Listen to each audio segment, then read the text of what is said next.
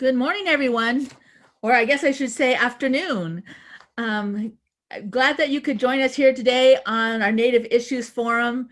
We are always excited for the updates from our legislative delegation.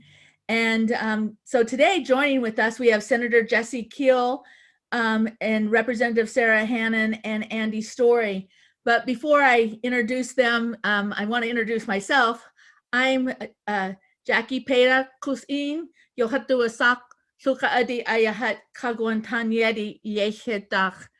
And I am a member of the Central Council, a delegate to the Central Council, but I'm also the president and CEO of Tlingit and Haida Regional Housing Authority, which is a partner for these Native Issues Forums, along with Central Council, See Alaska, and other Native organizations here in Southeast Alaska. And we really appreciate Central Council taking the lead and President Peterson taking the lead on making these Native Issues Forums available to our tribal citizens and the public to know what's happening in your communities. So I'd like to start by introducing Senator Jesse Keel. Obviously, he's a senator from District Q. He was born and raised in Anchorage, so he's a lifer, Alaskan.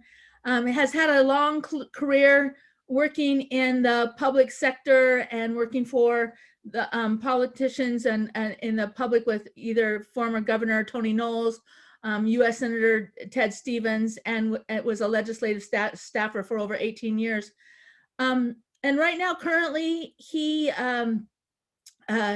is serving as a member on the Senate committees for natural resources, natural resources, judiciary, transportation, and a few other committees. And we welcome here today. We also have with us Representative Sarah Hannon, who is a lifelong Alaskan and has lived in Juneau for over 34 years. She comes with strong background in education and teaching, as well as small business, and currently is sitting as the chair for the Arctic Policy and Economic Development and Tourism, and the co-chair for Community and Regional Affairs, and has a number of other committee assignments, as you can see on the screen. And we have Representative Andy Story also with us from District 34. She's lived in Juneau for over 30 years and has a strong background in social work and education, and really has spent time with the school boards and trying to improve Alaska schools. So it's no surprise that she's the co-chair for education and a member on transportation and other committees that are important to us in Southeast Alaska. Welcome all three of our state legislative representatives. And I'd like to start with having Senator Jesse Keel give his update, and then preceded by Sarah Hanlon and Andy Story. Then we will open it up for questions for all of you who are watching. So please make sure that you submit your questions via the Facebook or whatever other medium that's available to you, and we will get those for the question and answer period. Thank you. Welcome all.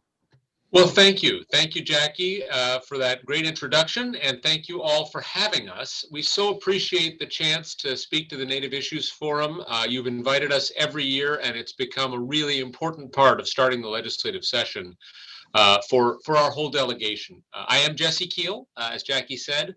I have the unmitigated privilege and the pleasure of representing not only all of the city and borough of Juneau, but also Gustavus, Haines, and Klukwan, and Skagway. So my district includes ancestral lands of the Tlingit from the original home of the Bear Clan people in Glacier Bay to the Eternal Village of Klukwan, and of course the Ak Tlingit of the area where I stand today, where our state capital is, down to the traditional lands of the Taku Tlingit, and many others. I mean no offense by excluding anyone, but it is a privilege to represent Tlingit Ani and the people who live here in the Alaska State Legislature. Thank you. A little bit about the legislative session that we've just embarked on. The Senate has organized. We have selected a Senate president and the chairs and members of the various committees. That always seems like sort of an administrative detail, but it really means a great deal. Who holds the gavels has a lot to do with what issues get talked about. And if you don't talk about it, you can't fix it. So it's an important set of considerations. Of course, as Jackie said, I serve on the Natural Resources Committee, where we have jurisdiction to talk about everything from oil, gas, and mining to fish and game issues, renewable resources, and some of the power and even utility issues of our state.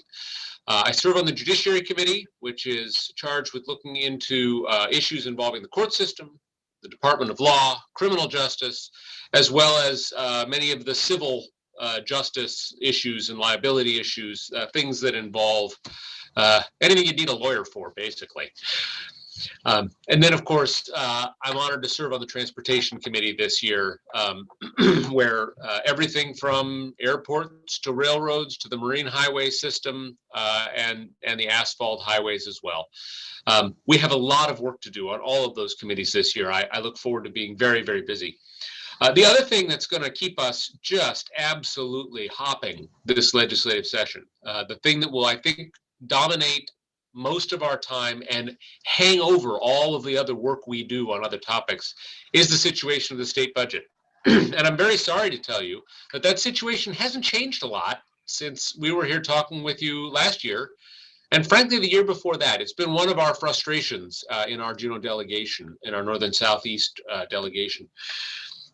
The state of Alaska still has a great big fat gap between what the state brings in each year and what we spend on the services that Alaskans need from state government: education, public safety, transportation and infrastructure, the court system, and managing our resources, including fish, game, timber, oil, all those things that the Constitution requires and that Alaskans really need from a state government. How do we close that gap? Well, in recent years, we've done two things. And they won't be any surprise to any of you. We have the legislature and the governor have reduced the permanent fund dividend so that a little piece of the earnings of our Alaska Permanent Fund goes toward the services that we all use. The other thing that's happened is the savings accounts have been tapped.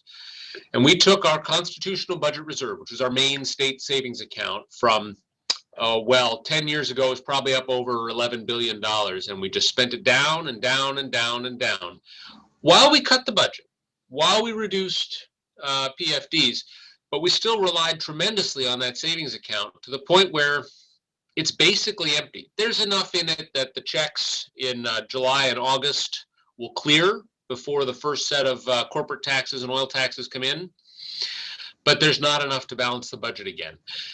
The only place we can look to draw on savings is someplace that most of us don't think of as just a state savings account. It's the earnings reserve of the Alaska Permanent Fund. And if we draw that down from, a little north of $11 billion where it is now, I don't know if that sounds familiar, but if we do the same thing with that we did with the Constitutional Budget Reserve, we will hand our children and our grandchildren a much reduced Alaska Permanent Fund. And that's not okay. So those challenges, do we continue to cut the state budget, having slashed ferry service, having left schools to fend for themselves through a pandemic and deal with reduced buying power of the education dollar, and on and on and on? I predict that there will be some additional cuts this year to state spending. We can't slash our way out of this budget deficit. If we could have, it probably would have been done already. So those budget issues and how we close that gap will be the primary focus this session. There are a few other things that we're going to work on. I predict legislators will have an opportunity to get their bills heard and worked on this year, because there are things to do in addition to the budget. Alaskans sent us here to work on any number of public policy issues, public issues of public concern. I'd like to just highlight very briefly two things that I'm working on. It's not all the bills I've introduced, but a couple. Maybe I'll start with a success from last year. In the last legislature, some folks from Tlingit and Haida and other tribal groups and nonprofits highlighted for my office some problems in state law with two programs where the state partners with tribes and nonprofits. Those were the Temporary Assistance to Needy Families program, Tribal TANF, and the VPSO program. And the law was written in old ways that didn't allow for full participation by tribes, and in fact, the ways that we'd been doing it for a while. The auditors and various folks had caught on and flagged that and said, listen, fix this law or you're going to have to cut tribes out of participating in VPSO. You're going to have to cut tribes out of participating in TANF. And so we brought that bill forward, and ultimately the one with my name on it didn't pass. I tucked a piece of it into this bill. I tucked a piece of it into that bill. The important thing is we got the problem solved, and those programs will continue to work for Alaskans, especially Alaskans here in Southeast. I also have a bill that may be of interest to you, having to do with hunting, fishing, and trapping. Senior citizens, when they turn 60, can get what's called a permanent ID card. I don't know about you. My dad called it his old man license. Representative Hannon has one now, so I can't use that title anymore. But it allows for senior citizens to hunt, fish, and trap without getting a new license every year. We also allow a version of that for disabled veterans who were disabled in service to our nation, which excludes the trapping. That doesn't make sense to me. And so I have a bill that I introduced last year, I'll be reintroducing this year, that will extend to our disabled veterans the same honor that we extend to our elder Alaskans to hunt, fish, and trap with that permanent ID card. I think they're more than deserving. So with that, that's a long conversation, I know, and you're eager to hear, as I am, from the two representatives. So let me pass the microphone, or the virtual microphone now, to Representative Sarah Hannon. Sarah? Thank you, Senator, and thank you all for being with us today. And again, thank you for the invitation to address tribal citizens and Native Issues Forum. I represent parts of Juneau. The division between Representative Story and myself's district starts at the Sunny Point cutoff. So if you're in Lemon Creek, Dethane, or Douglas Island, you're in District 33, and then all the outlying communities that Senator Keel referenced are in House District 33.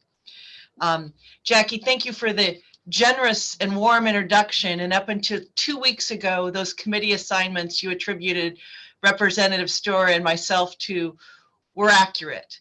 But when we got sworn into the new one, the House is not yet organized. So there are no committee assignments. And you know, I'm starting to get people who say it's a simple thing, you need to just do one thing and then you guys can organize. And I guess the thing that I would like people to understand is, in politics, there is a chess game going on. And the first move you make dictates your whole game play. And the 20 members of our caucus, who are bipartisan, 15 Democrats, 4 independents, and 1 Republican currently, are very united and focused on some major policy issues that we're concerned about. And that, again, Senator Keel touched on it. It is the financial long-term health of the state. Alaska still thinks of itself as an oil state, but if you look at where our money comes from, that finite resource of oil has been transformed into the permanent fund generating the majority of revenue that comes to the state. So we are an oil state because that fed our permanent fund, but now we're an investor state. And how we draw the last few bits, or if we reach further into the permanent fund, dictates some long-term fiscal policy for the state. And we were there before COVID, and the finances and economic impact in COVID in Alaska are sort of a triple whammy, because it impacted globally oil, and it impacted globally tourism. And, you know, the state of Hawaii is opening back their tourism, but in Alaska, tourism is a seasonal business, and we can't just reopen, and we're not sure where it's going to be. And then certainly we had complications with fisheries industry. To that end, I have a income tax bill pre-filed. It is identical to an income tax bill that passed the House in 2017 before I was a member. So to people who were in there in 2017, it'll look familiar. I, of course, don't expect that will look exactly the same if we get it through the process, because that is the process of the democratic deliberation, is changes will come. So, but my belief and goal is we need to start having a broad-based statewide tax. And right now in Alaska, we don't. I have a very small tax bill. It's not pre-filed, so it's not yet introduced. I introduced it last cycle. And it's to tax vaped nicotine, which in Alaska is completely untaxed by the state. All of our other nicotine products are taxed by type, and vaping wasn't around when we last touched nicotine taxes. And it's not going to generate hundreds of millions, but it turns out it you know, the money adds up and it could generate a million here or so. I also, you know, one of the pots of money that lots of people think we might turn to solve our immediate fiscal crisis is the power cost equalization endowment. And again, it's another set of invested money that's investments are able to generate the revenue to pay for power cost equalization in the state. And if we dig into the investment of that account, then we generate less revenue to pay those. So it is of deep concern in our region to make sure that we don't dip down into the investment earnings that are generating the revenue to pay the bills. It took us a long time to build it up, and it would be very easy to drain it down. So I believe our delegation is committed to fighting to preserve both the corpus of the permanent fund and the corpus of the power cost equalization investment fund. I've also introduced a bill that may be of interest to many members in the audience today that I had last session, and that is to protect the Unangan Cemetery that's located in Thunder Bay that was the result of the forced relocation. And that bill made it through the House, was held up in Senate Finance, and because of our truncated session last year, never made it to the full House for a vote. There's very little objection to it, and I believe we'll be able to have the votes to support it, but now I'm promising things that we're not even organized. But we're going to work on it for the next 2 years to try and get that cemetery into permanently protected status. And with that, I'll let the mic segue to Representative Story. Thank you, Representative Hannon, and thank you everyone for inviting us today. It's really an honor to be here. I just want to thank you so much for being involved in state government issues. Your strong advocacy is and will be critical as state policy goes forward this year. In starting, I wanted to first acknowledge and congratulate one of your members, Michaela Goad, who graduated from JDHS in 2008. Currently, she's living in Sitka. I know many of you know her grandmother, Catherine Goad, and her parents, Dave and Stacy. This week, I can see the clap from Jackie that we're aware she became the first Alaska Native to win the Randolph Caldecott Medal for her illustrations in the children's book, We Are Water Protectors. This honor, this medal, it's given annually to the artists of one of the most distinguished American picture books for children. I love her quote. It's a great honor to be the first Indigenous artist to win this award, but I am, of course, am standing on many shoulders. So congratulations, Michaela. My district starts at Sunny Point. It's Fred Meyer area around the airport, Glacier, all the way out to the end of the road. One of the first things I wanted to talk about today was our ferries. This issue is critically important to all of us. We need a sustainable, reliable, affordable ferry system. This session, I'm going to be working with members of what we call the Coastal Caucus, as well as other legislators. We're committed to moving forward with measures to strengthen the ferry system. This summer, you might remember, over the last few months, the governor had a reshaping ferry group, and he did not put any of those recommendations forth from the group, but some members, I believe, will. Representative Stutes of Kodiak has a bill on the governance system of the marine highway system, which she will be introducing shortly. And it's just critical that we have leadership that will have a long-term plan and a sound governance structure as we go forward. I think there will be a focus on the ferry for capital dollars to invest in our fleet for maintenance and vessel construction to provide reliable service. It was clear we need our ferries ready and available to go.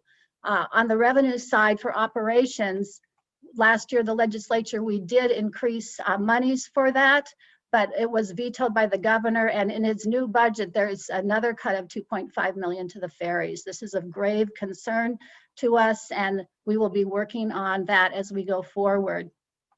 I think this gap that we have in services and the funding to correct that is going to be just a high priority for all of us here on the phone, here on our Zoom conference today. I wanted to make sure everybody knew that the summer schedule is out for comment. It's time to hear from the public on this. And the deadline for written comments is February 7th. And there's going to be a teleconference public hearing on February 8th at 10 a.m. for Southeast Alaskan residents. I will make sure President Peterson has all those numbers to phone in. This is critically important that he hear from our region. I want to know that I've heard many complaints about the dynamic pricing structure that DOT has put into place. My office is looking into its effect on ridership. I'd like to return to a stable pricing structure that's predictable and consistent. Another goal that came out of the Reshaping Ferry Group was to have 2-year funding for the ferry system so it can be predictable and reliable for communities. And so I will certainly be looking to put that into operations. Another issue I know is very important to everyone is education. It's been a tough year for educators and families and students having shifted to virtual learning. I'm pleased to see a slow startup to in-person learning coming on board. I've been particularly concerned about the potential learning loss and gaps in student learning. I did pre-file a bill to appropriate $20 million in state dollars to address the impact of COVID-19 on student learning. Fortunately, the federal government stepped up and is sending $144 million to Alaska schools for this same purpose. Juneau is going to receive $2.4 million of those dollars. And talking with our superintendent here in Juneau, she said, well, this is critically helpful. This is not going to meet all the needs for our students in the future. I think people may remember that we have not seen an increase in the base student allocation for 5 years. Fiscal year 22 will be the 6th year with no increase in this funding. Inflation and simple rising costs are taking their toll. This is a deep concern of mine. It's not easily remedied in these tough fiscal times. I know it's a deep concern of yours. So we have to remember that education is our fundamental responsibility of the state of Alaska, ensuring that our students have high access to quality education. It is an economic issue as well as an educational issue. So another thing we need to really partner on. I wanted to also say that a little bit about COVID before we open it up to questions. I know that I've heard anyway, that getting the vaccinations out has been going pretty well through Alaska Tribal Health Services. My hat's off to all of you for that. I know it's hard work. Juneau is expecting another round of the vaccine, and I think we're hearing on the news today that there'll be some more vaccinations will be happening. I think the next clinic's February 11th and 12th. But what I wanted to really share today is in December, the federal government appropriated more funds for COVID help. 200 million for rental assistance and utility payments assistance. And I think that it's available up to 12 months with the possible extension for another 3 months. So this is going to be a critical resource that we have. And also what's really got my attention is there's going to be more money for highway infrastructure, and highway infrastructure includes our marine highway. And so there could be upwards of 150 million coming to the state of Alaska. And I believe it needs to go towards marine highway. We just got 2.1 million, which went to maintenance stations up north. But the LB&A committee had said they're going to be getting more money. So we need to do some advocacy to get that into the Alaska Marine Highway. I wanted to just say I have a couple, more than a couple bills going forward, but one of them has to do with career tech education and incorporating into the Alaska Performance Scholarship that those classes can count towards earning that scholarship. I think that will be giving more choices to kids, and I'm excited to bring that forward. And then I do serve as the liaison to the Alaska Native Language and Preservation Council, and they have wanting to increase, you might know this, their membership on the council with having so many languages in the state of Alaska. Currently, there's only 5 members, and they would like to have it extended to 7 members. They want to do a name change and also have a little bit of money for an annual summit on Native languages. So look forward to talking about those more, and just glad to be here today. Thank you for this opportunity to visit. Thank you, guys. And you definitely have a lot of work in front of you, with the state budget the way that it is and has been for a number of years, and then COVID impacting it. I have to say that I am so proud that our state is number 1, or at least in the top 5 of vaccines. And I want to compliment our Native health centers, because I know across the state we have really made a difference, and that's really important to our small communities and our villages. So I really appreciate that. Yeah, Jackie, I think there are a couple of critical reasons that Alaska is in the lead, even though we're not necessarily where we want to end up for vaccines. One is that active duty and Veterans Affairs providers get a separate vaccine allocation, as do the IHS providers like Search and YKHC. But the other is that our Alaska Native health organizations have just been vaccination rock stars. They had plans in place, they had people on the ground, they moved vaccine, they vaccinated elders, they worked with communities. I mean, everybody in the country should take a lesson. It's been inspiring to see groups like Search, groups like Manilik, the job that they are doing protecting Alaskans' health. It's been fabulous. And it's critical. I was talking to a tribal leader this morning in one of our villages, and he said, he was giving me their vaccination numbers, but he said, we don't have tests out here anymore. So vaccinations are a way to go. We have to have people vaccinated. Well, moving on, we do have a number of questions, and I want to start with one of them, which is from Martin Ben. I know him better as Ben Gonette. When is the COVID money for rental assistance going to be available, and what kind of holdup for distribution? Maybe I could preempt that answer a little bit.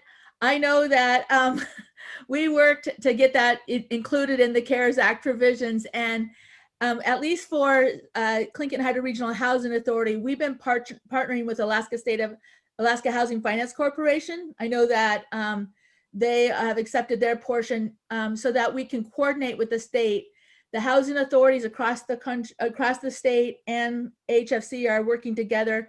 Our goal is that we'll have the rental applications out virtually sometime early in February. Anybody want to jump in on the rental assistance program? And You're the expert. Go ahead. You're the You're the expert, Jackie. Yeah, and there will be more, there are more conditions than were last time. The Treasury's asked for, you know, more documentation regarding income eligibility and other kinds of things. But once again, this is going to be something that's going to really help a number of our families who have been impacted by COVID, and we're looking forward to implementing that. The second question is a question from that came in regarding Martin Stepien said the Lieutenant Governor will introduce legislation to repeal the 2016 automatic voter registration when applying for PFD. Would you support this? Why or why not? Oh, I'll just be all shy and retiring, Jackie, and go first. Martin, first of all, Martin Stepien, thank you for your service on the school board. We appreciate your work for Juneau's kids. That's one of a couple of pieces of legislation that have been introduced to push Alaska's voter registration and voting laws in the wrong direction.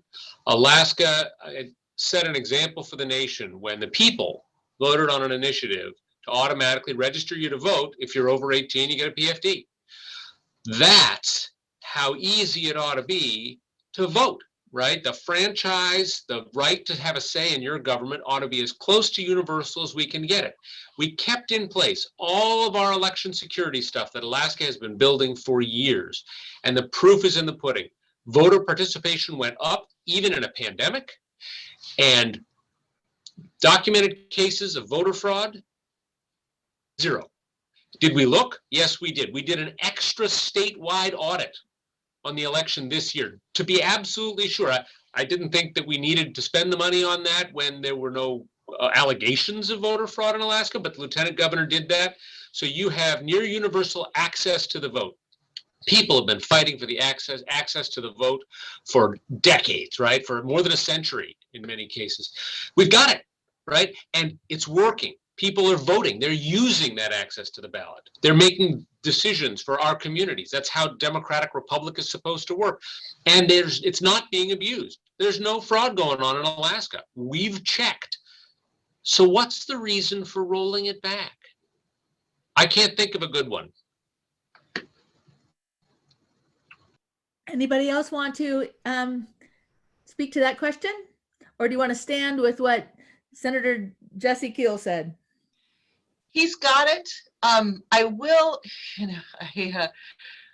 I heard the Lieutenant Governor say, and so just to take the question, he says, we now have more registered because of this universal registration if you're PFD eligible than we have actual citizens living here.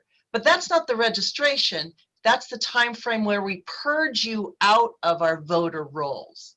So if the concern is the numbers don't match, then we could shorten when we purge you. But just because the numbers don't match, you might have died, but we haven't purged you from the roll yet, but that doesn't mean there's a fraudulent vote. So sometimes if you just look at the numbers, people say, well, isn't that a problem? There's no, as the senator said, we've looked, there's no evidence that people who have left Alaska who might have registered in 2016 or 2017 voted if they were no longer Alaska residents, or that are people whose names haven't been purged are voting. So we expect to see lots of discussion about election issues, but we think those are going on the wrong way. The issues are making sure everyone has access. My voters want to make sure, they'd like to see absentee ballots postage paid. So no one is stopped by not having a stamp, not restricting who can vote, but making sure everyone has the opportunity to participate. So as that bill is introduced, I'm absolutely a no vote. Great. And I just wanted to say that many states are also dealing with the same things about dates of purging. And it is just something that it's part of the normal course of business. So thank you. We have another question, which is a question. Where do we find out? This is from Gloria Eon. Where do you find out about the Scholarship Cares funds? I'm not sure about Scholarship Cares funds. I don't know what those are. So we're going to need, she can give us a little more information. And I think I can follow up with her. Gloria works with me at the Housing Authority, so we can do follow up. I do know that there was going to be some scholarship relief for people who had debts for scholarships. And I do believe that that's part of the package that passed Congress, the scholar relief funds. But Jackie, let me just say, please let's follow up and feel free to contact any one of our offices. We coordinate work, we coordinate helping constituents, and I'm just going to go one step farther. You know, every senator has 2 representatives in their Senate district, and I have seen many places around our state where not everybody gets along, or not everybody sees the whole district as their job. And we never have to deal with that in this delegation, right? Representative Story doesn't represent Cluckwan, but she has never, and I am confident would never, dismiss Cluckwan as unimportant, right? Representative Hannon doesn't represent the Sichuan neighborhood in the Mendenhall Valley, right? Has never, would never minimize the concerns of people who live there. This is a great delegation. So please follow up with any one of us. We'll coordinate and work together for everyone who lives here. Great. I have another question here. I have a number about the rental relief program, which I'll answer when we get closer to the end of the program. But I have a question here from Grant Echohawk. Alaska is ground zero for climate change, and we have seen greater impact than any other state. Projections show that the damage of climate change will have a significant cost to Alaskan subsistence living and infrastructure. What can we expect from the legislature to shine a more prominent light on this issue? And thank you all for your hard work. Anybody? Well, Representative Story, go ahead. I was just going to say that I'm so glad that part of the power cost equalization funds goes towards renewable energy sources. And 2 years ago, I could be wrong on my numbers here, but I think my first year in the legislature, the governor vetoed those funds, and they were in the funding last year to continue those renewable projects and to be open to more of them. It isn't the size of the amount of money that I would like, but I'm very glad that it's there. I know Rep. Hannon might want to talk a little bit more about our Arctic Policy Committee and maybe the hopes that we can have under discussions in that committee more about a good plan for our land and air and water. But thank you for bringing that up. It's critically important to everyone here in Alaska. We're certainly experiencing that this spring. I mean, this year, seeing some of the challenges of climate change. Any other comments? And Grant, I guess I'll just chime in. I don't,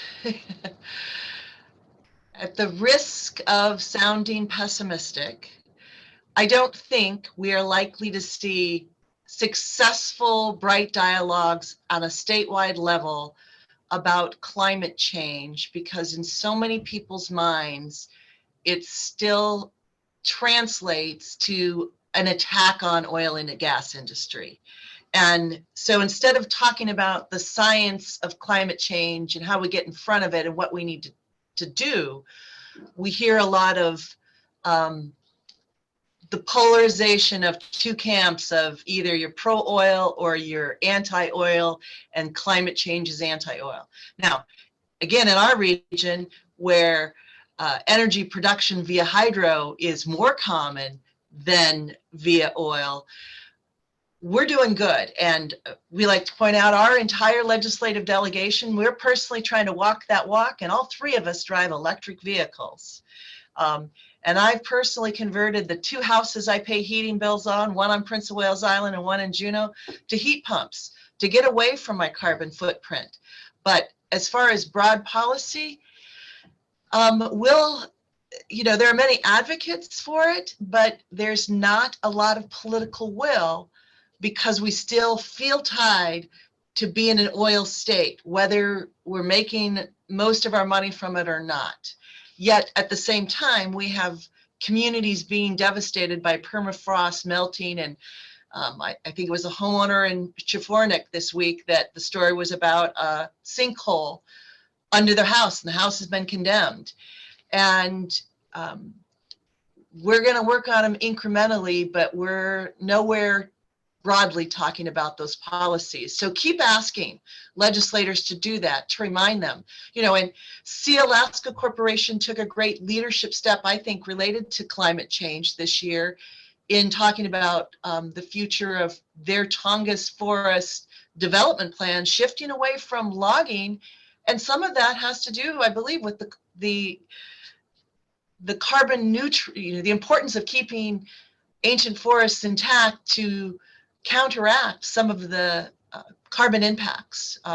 One of the other industries that's growing in Alaska is mariculture, kelp farming, which we know helps with ocean acidification. So there are things that are happening, but I don't think we're going to see a very big discussion about climate change policy in this state, this election cycle. Thank you, This Sarah. legislative.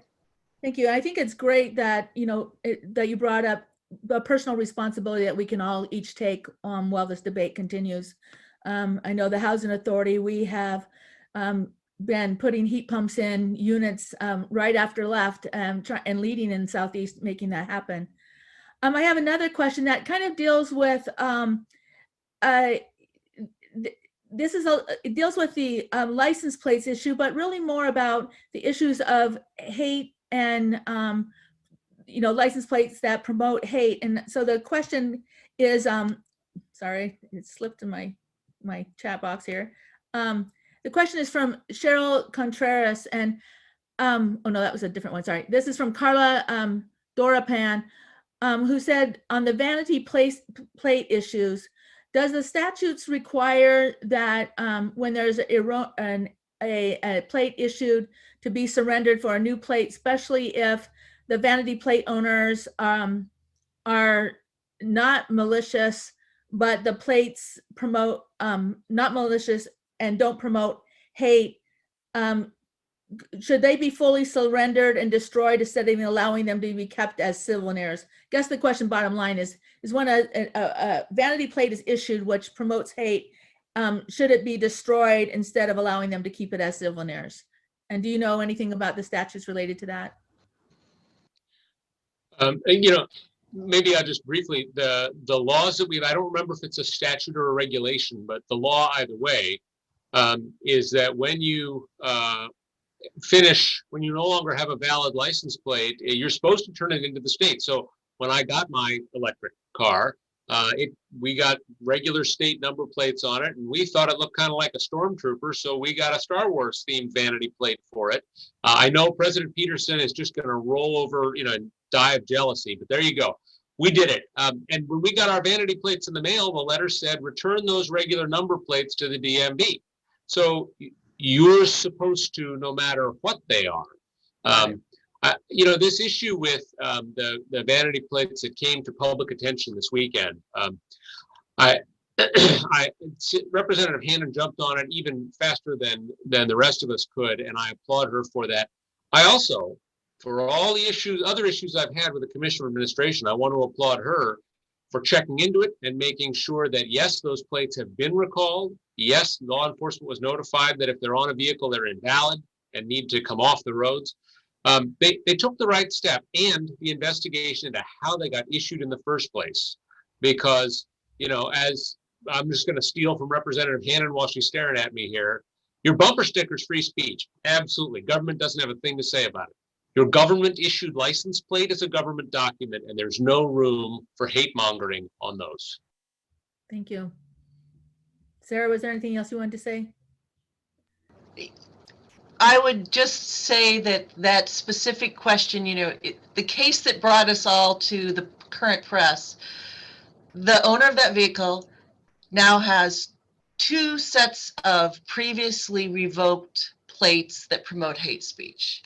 And so I anticipate, because again, Commissioner of Administration jumped on this, that her email back to me and a press release, they are expecting to have an evaluation of it back out by Friday, how this happened. And I did not ask the specific question, but will if her report does not address, how did they get to keep them? Why weren't they collected? It's different if you have maybe Nana's favorite as your vanity plate, but when it's one that was revoked because it didn't meet the standards in the regulation about being offensive, then the revocation may need to take a stronger action, and I don't know if it does, but we can ask that of Commissioner Chewbacca, who has handled this very well and made sure that everyone knows this plate was not a legal plate to be driving, and the DMV will try and make sure that this fumble doesn't happen again. Thank you. Andrea Caesar's asking, does the bill ending vote by mail have a chance of passing? Thumbs up, thumbs down. What do you think? I'm going to do everything I can to make that a thumbs down. I'm not in a position to guarantee you. I think we've got our work cut out for us. I will say we've gotten, I think I'm up over 200 emails from all over the state about that bill. Keep them coming to all 60 legislators. Alaska legislators need to hear that citizens for whom we're supposed to be working aren't going to stand for that. Okay. I want to just footnote that is an example of how we organize in the House will make a difference. Because let's say that bill to revoke vote by mail makes it through the Senate. If the House has a leadership structure where you've already said you support those things, it makes it harder to stop. So those are the kinds of issues that we in the House talk about as we're talking about our organization strategy, that those aren't things we want to see pass, and we want to make sure that we have a bulwark against it. Great. I'd like to add that we also have, I know Representative Tuck has a bill about improving our election process as far as postage paid, which postage is only paid if a person has mailed it back. So if you send it out to all the residents, it's only going to cost us those who turn them in. And it has ballot drop boxes. There's legislation to have a curing letter, meaning if for some reason things weren't all in order when you voted, you would get a notification that your ballot in the current form is not going to be counted, and you have an opportunity to fix that in so many days. So there are some good, it's great that we're going to have this as a topic of discussion and legislation around it. And I just hope everyone weighs in, because it's really important that everyone has their right to vote protected, and that it is easy to do. Great. Another question having to deal with the oil and gas. Naomi Love, General Motors pledges to stop making gas run cars by 2035. Other automakers are expected to follow suit. Does the state have a timeline and plan to deal with the end of the demand for oil, not just the depletion of a finite resource? Jump in. No. We do not have a plan. We've known from the day that we first started pumping oil that someday you'll have pumped the last drop. And, we aren't talking about that. And one of the things it's a reminder that in politics, you deal with the things that are immediately before you, and then you try and reach for broader policies. But when you're in a crisis, it's very hard to talk about the bigger policy issues. And now we've faced at least 8 years of financial crisis where we really knew that we were draining our savings, let alone the oil in the ground. And we've had at least 40 years to prepare for the day that it's no longer profitable or no longer coming out of the ground and paying Alaska's bills, but we're not prepared for it. So, no. Okay. All I right. would add that many people would say Governor Hammond is trying to prepare for this with how he structured the permanent fund, wanting to make that be a renewable resource from a non-renewable resource. So that is part of why the question about before the Senate and the House and the governor this year is making sure we protect the fund. So that's partly revenue, but I think also in looking at what is before us, there many of the companies dealing in oil and gas, partly they are looking to switch to renewables and with their investments. So it's going to be very interesting to be a part of that, and it'll be really important for people to be weighing in on that. And I was going to chip in with very much the same comment as Andy about the permanent fund being one critical piece, but it can't be enough. It isn't enough on its own. And it's why some of the work that Sarah did as a teacher, that Andy did, was years on the school board and chairing the education or co-chairing education committee, is so critical, right?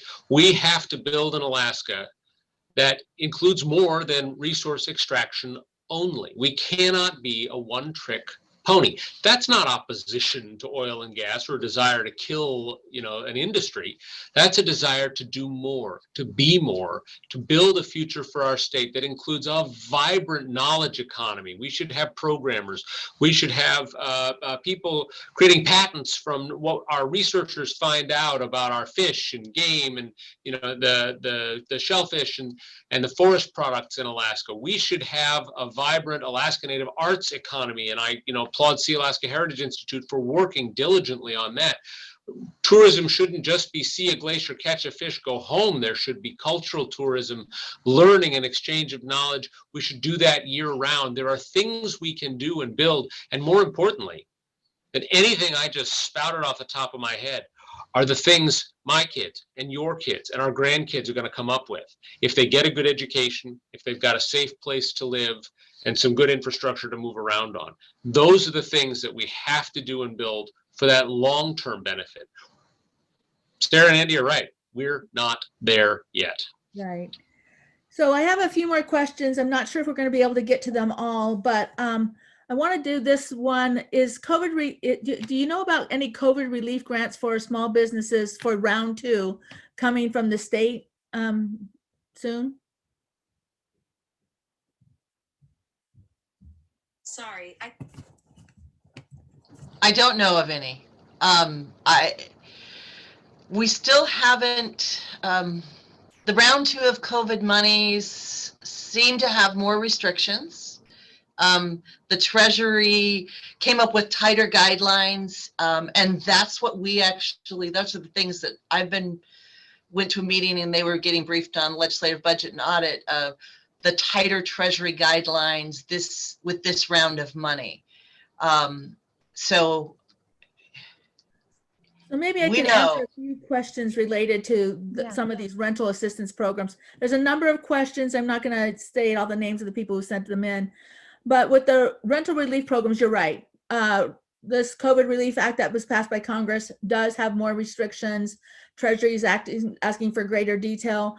There are a number of government entities who hadn't expended all their money, and they will be able, this money has been extended now for them to continue to get that out with the newer requirements. And so many of them are updating their applications.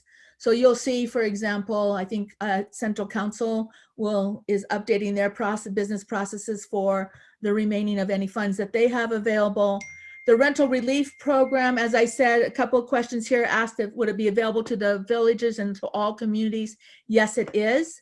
And so what happened is the bill allowed for both the TDHEs, tribal designated housing entities, and the tribes who provide housing services on their own to also apply for these rental assistance programs in addition to the state. The law, however, says only one person can get, you can only get from one source. You can't have duplication of services. And so that's why we're coordinating with Alaska Housing Finance Corporation and the other housing authorities so that we can ensure compliance of Treasury and still get the dollars out to those of our tribal citizens, in addition to statewide citizens. The one thing that the rental relief program doesn't allow right now is it doesn't allow for relief for mortgage payments. And so we're hoping that Treasury will, Congress will reconsider that with a technical amendment, and hope to hear from that soon. Mind you, the rental relief program is only for people who are 80% and less of median income, and you will have to document. It is not just a certification as required in the past. So you'll hear a lot more from the Housing Authority about that, from Alaska Housing Finance Corporation about that in the future, and you'll know more. There was another question about homeless and funds for homeless. The state has put together a statewide homeless plan. I know the city of Juneau has a homeless working group, and we've seen some of the recent investments of COVID money into helping Glory Hall and others make those impacts. The Youth Homeless Center, I'm proud to say, will be up and running soon. Partnership, Zach Gordon Youth Center and Clinton Heights Housing Authority, with funds received from a variety of sources to be able to put that together. So there is direct continued use and concern about our homeless, especially impacted by COVID, and the safety of their lives during this time period. So those were some of the questions here. I'm trying to see if there's anything else we could do real quickly. I wanted to give you a moment for you guys to be able to give a closing statement. So before we close, and I got to do the door prize drawing. If I could do the door prize drawing real quick and you could do your closing statement, would that work for you? So Sam, do we have a winner? We do have two winners today. We have a Hydro Flask for Andrea Caesar and a Formline t-shirt for Daniel Brown. And so if you will include your contact information in the chat, we will make sure to get those to you guys. Thank you, Jackie. Great, thank you. So if we could go in reverse order, Andy, could you start by giving your closing statements, and then Senator, you can close us out. Yes, thank you today for the good questions. Lots for us to work on and think about, and work closely with the federal government, because I do believe there will be another round of federal help. And so it's good that we're weighing in on that. And that's my big closing message. So helpful and important to hear from everyone. Our jobs are to put forward policies and be aware of issues that are affecting everyone in our community. And so my number is 465-3744. That's frankly my favorite part of the job, is working with everyone out there when there's a problem, something to be looked into, whether it's a denial of a permanent fund issue, or some regulation to look into why something's happening. We'd like to help see if we can get more information on that. And this is going to be such an important session for trying to make sure we have a quality of life here in Alaska that all of us need for our families to thrive, and for work, and for our health. And so thank you for being such an active community, as part of who we can look to for advocacy up at the Capitol building. And the last thing I want to say is so important to get your friends and colleagues across the state reaching out to their elected officials, because that's what truly makes a difference, is them hearing from everybody statewide about how to best move forward. We have so much to offer here. I know COVID's been a really tough time and we're still dealing with it. So just thank you for being involved and being so caring, everyone. I just truly love that about our community. So thank you for asking to have us here today. Welcome. Yes, thank you. Thank you for your time and attention. Uh, there are other legislators who speak about how quiet their office is in the interim, or how because they're not on a committee, they have nothing to do. And it's always with great pride that we assure them that's not how it is in Southeast. Our constituents are contacting us, and please do if you have a problem, and being engaged and sharing your opinion. And I guess I'll say there's no such thing as a free lunch, but if you're over 60 and you don't have your lifetime hunting and fishing and hopefully trapping license, then get it. Even if you don't think that you are active enough to hunt and fish, it makes having someone proxy hunt or fish for you easier. And you don't have to get a king salmon tag once you have the lifetime limit. It says it in the fine print. I was proud of that this month when I got my license. And that free vaccine. And again, thank you to Tribal Health, to Search that are making it available in communities, the entire community of Haines, the entire community of Gustavus when they get theirs. So some of us in Juneau aren't getting it yet, but the more people are vaccinated, the faster we can reopen the economy. And thank you for all of you taking advantage of it at the earliest opportunity. Be in contact, be in communication. We're all in this together. Well, let me add my thanks to the two representatives, to all of you for listening and for being such tremendously involved constituents. You know, it's a participatory democratic republic, right? Your participation is critical. It's crucial. It makes it work. I'll add my encouragement. If you're eligible, roll that sleeve up and get that shot. And if you're eligible in the next round, stay tuned. You know, vaccines are available, of course, through Search. The pharmacies in town are about to get a new batch, so check in with your local favorite pharmacy. And the city and borough of Juneau and Bartlett are going to do another big vaccination clinic.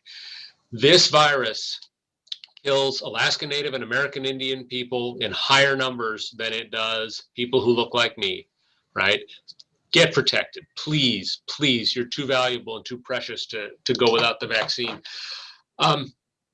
Please be involved in the comment on the Marine Highway System schedule that Representative Story mentioned. If I read that draft schedule right, and I'm afraid I did, it cuts off Pelican, it cuts off Old Harbor out near Kodiak, and it cuts off Cake, never to see another vessel. That is unacceptable to me, and I hope it's unacceptable to you, and that you will let DOT know about it. My thanks finally, Jackie, to you for hosting, and to the two representatives. I am just privileged to serve alongside two such intelligent, dedicated, principled people. We don't vote alike 100% of the time, but boy, they got great heads on their shoulders and strong shoulders against the wheel. They're pushing. They're working for this region. So it's a privilege to get to do it with them. Jackie, thank you again. Thanks to Tlingit and Haida for having us. Thank you. And to all of those who submitted questions that we couldn't get to, please, you know their phone numbers, you know their offices. Make sure that your questions get to them. Thank you. Gunesh Chish Ho. Gunesh Chish. Thank you. Goodbye.